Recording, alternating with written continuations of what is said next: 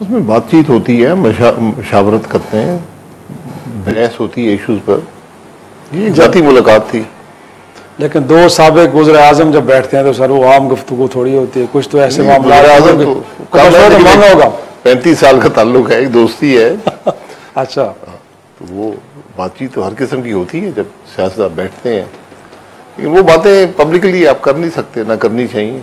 अच्छा, लेकिन यकीनन मुल्क की सूरत हाल, सियासी सूरत हाल, हुकूमत के मामलात, इलेक्शन, सियासी पस मंज़र, ये सब चीज़ें डिस्कस होती हैं। तो मियां नवाज साहब मुल्क की हालात से खुश थे कि अब चीज़ें बेहतर हो गई हैं, या मुतमईन थे या परेशान थे? क्योंकि नहीं, यकीनन हमेशा बेहतरी की गुंजाइश रहती है।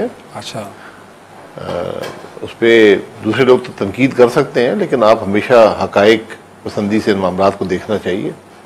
अच्छा, तो आपके ख्याल में परेशानी है उनको थोड़ी बहुत कि जो इस वक्त सूरत हाल है वो इतनी कोई अच्छी नहीं है? नहीं, परेशानी देखें, मुल्क के हालात जब मुश्किल में हों तो आप परेशानी उस हवाले से होती है, लेकिन परेशानी का मुकाबला भी पॉलिटिकल लीडरशिप ही करती है।